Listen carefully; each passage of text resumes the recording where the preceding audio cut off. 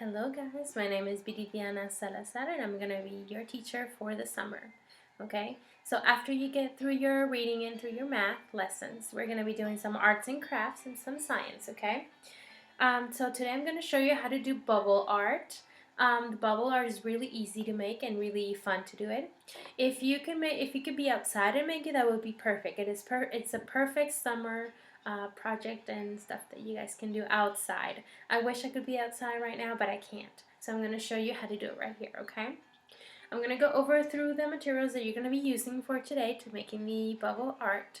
Most of this stuff, you should have it in your kitchen. It's really easy, okay? And if not, a really quick trip to the store, you'll find all of the ingredients, okay? Okay, so I'm going to go through them. Very quick, you're going to be needing water, just regular water. You're also going to be using dish soap. Any type of dish soap that you can find or that mom has in the kitchen will do, okay? Dish soap. You're also going to be using some food coloring. I found this one at the dollar store, and this one's a neon, so I thought they were looking pretty cool. So it's up to you, whichever ones you find, okay? Food coloring. You're also going to be needing straws. Use your bubble art. You're also going to be using a tablespoon. It's a big spoon, the one that you eat with, okay? A tablespoon. You're also going to be using cups. Plastic cups would be preferable because you can just throw them away at the end, or you can just wash them and reuse them. Again, you don't have to use plastic cups, but if you have them, that would be perfect. Also, if you have small cups like this, that would be preferable, okay? Because that'll be easier to do the bubble art with. Again, you don't have to have them if you don't have them, okay? You can just use regular cups, or the big red cups will work. Okay, so to start, very easy. Since I have the neon colors, there are 4 colors that I'm going to be using. So I'm going to be using 4 cups, okay? So 4 cups, one for each color. All you're going to have to be using is the tablespoon and the water. So for this project, you're going to be using 3 tablespoons of water in each cup. So 1, 2, and 3. It is preferable again to do it outside, so that if there are any spills, you can just let them go outside instead of here inside. So again, only 3 tablespoons of water.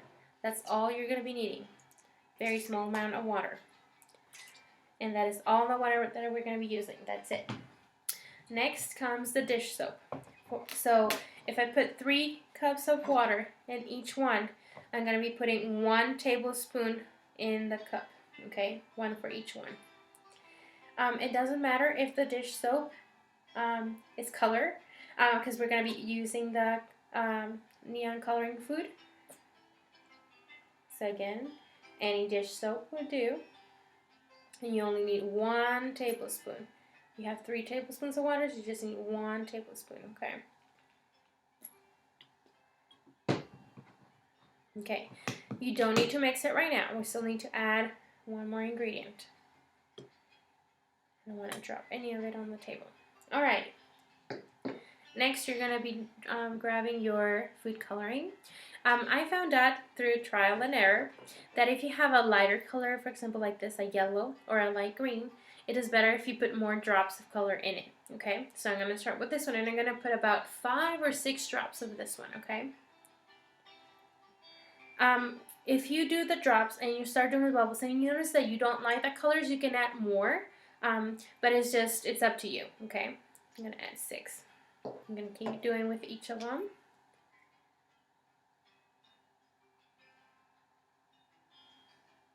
I'm going to do about 5 for each one. 5 drops.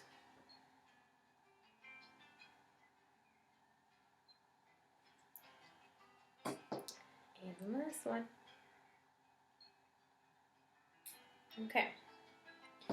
Now, once you put all the ingredients, the water, the dish soap, and the food coloring, then you start to mix them, okay?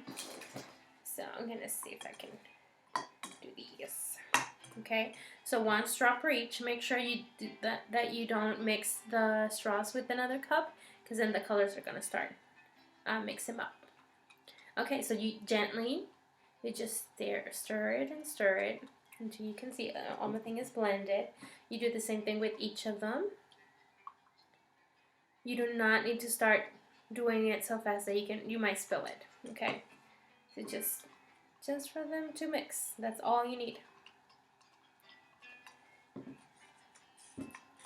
Okay. So I'm actually going to show you 2 techniques that you can do this with. The easiest ones that you guys can have. Both of them are easy actually, they're both techniques, but it's up to you which one you want to use and which one you want to have. So I'm going to show you. I'm going to just show with one. Oh, one of the things that I also forgot in our materials is paper. You can have just regular paper that you can buy at the store that you have at home, or some of the papers that your teacher sent home with you. Just regular paper can do it. If you find that you have cardstock, and the differences between paper and cardstock is that cardstock is just thicker and more sturdier than a regular piece of paper. Again, if you don't have cardstock, it's okay. You can do it with regular paper, okay? But if you do have it, I'll show you the difference of what it would look like, okay? Okay, so you have your paper and you have your cup. What you're going to be doing is you're going to put the straw at the end of your cup, as you can see, and you're going to blow on your cup.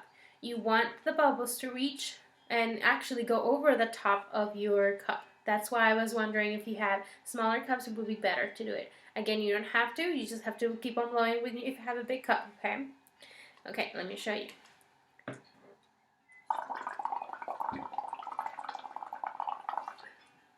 As you can see, the cups go over the rim of the cup. That is what we want, okay?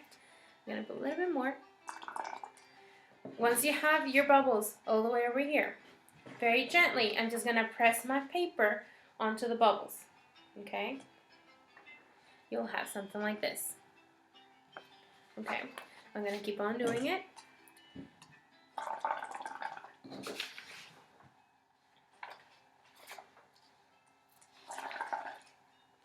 If you can color, or if you can blow bubbles through most of your paper, that would be perfect, because you want to cover most of the paper, okay?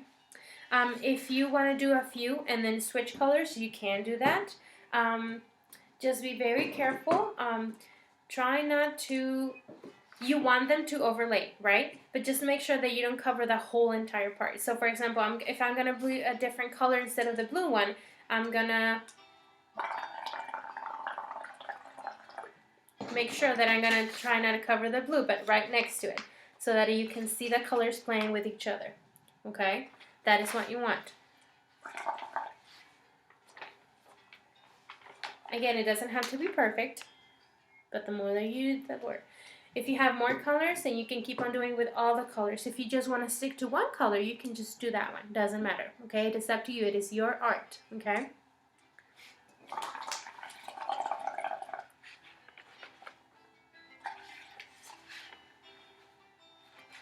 That is why this project is awesome if you could do it outside, okay? I'm going to show you some examples that I have done with my papers, okay? This is when I use most of the colors papers. You have to let it dry before you can do anything else to the paper. I'm going to show you this one. You can see the bubbles in there. Love the colors. I'm going to show you what it would look like if you did it on cardstock. This is regular paper, the one that we just did. And cardstock, if you do the bubbles, you can clearly see them. It's a little bit better, but again, it is not necessary if you don't have it. It is just up to you if you have it or not, okay, for the cardstock. So you're probably wondering, okay, now that I blew my bubbles onto the paper, now what? Okay, you can do many things with these papers. You can use them as gift wraps, I've seen, or I don't know if you noticed, but Father's Day is coming up on the 21st of this month, so it would be perfect if you could do a card for your dad, okay? The different colors look really awesome on your paper, and you can do notes, or you can do envelopes where you put your notes in if you want to do it, or again like this, you can just do a card and you can just write inside something for your dad, okay? Again, it could be also for birthdays, anything like that you guys can think of with colorful paper, okay? Another thing that I found out that you could do with this paper is do some arts, maybe for mom or for your aunt or for anybody else or for yourself, okay? So what I did on this one, I'm going to show you, is I did this. There's some blooms that I did with the paper, with the bubbles, okay? So all I did to make this is really easy. I'm just going to show you really quick. So I have a background, right, a background, and this is where I would use some markers, some scissors, and some glue stick. And really quick, I'm just going to show you really quick on how to do it. A vase at the very bottom. Again, it doesn't have to be this if you don't want to. It is up to you. I just wanted to show you really quick that there's many things that you can do with this paper, okay? You can frame them or you can put writers or messages in it.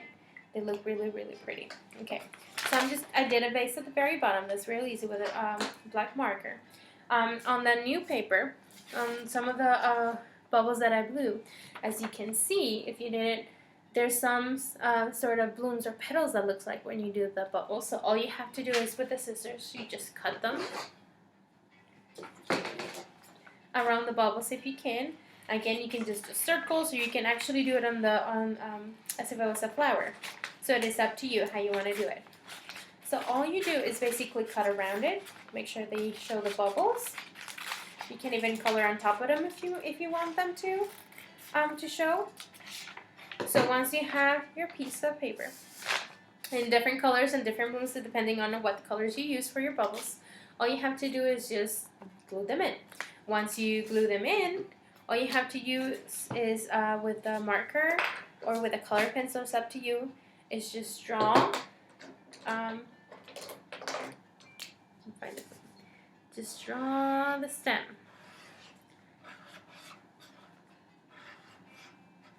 Of the flowers, okay? And you do this as however many flowers you want to make, okay? So again, there's many different ways that you can do arts for the bubble arts, and they look amazing. It is something that you did, so it looks pretty good. And before I forget, there's one more thing that I was going to show you how to do it. The next one that you're going to be using is just using straws, and you can use, if you can find 4 or 5 straws, that would be perfect. And all you do is you're just going to cut them in half, okay? So I'm going to use these two. I'm just going to cut them in half, okay? You're also going to be needing a rubber band, okay? Once you have your rubber band, all you do is put them around your straws. Make sure that they line up, okay? And to make sure too that you snap them at the end. Make sure you have all of them at the end. There you go, like this. And then this is what you should have, okay? Just straws. What you're going to be doing is you're going to be dipping the end. I'm going to take this one out so you can see. I'm going to be dipping the end of it with the straws. Make sure that you tap it so that most of the water falls out. You don't want to have a lot of, when you blow, you don't want to have water just blowing in. You just want the barely so you can tap.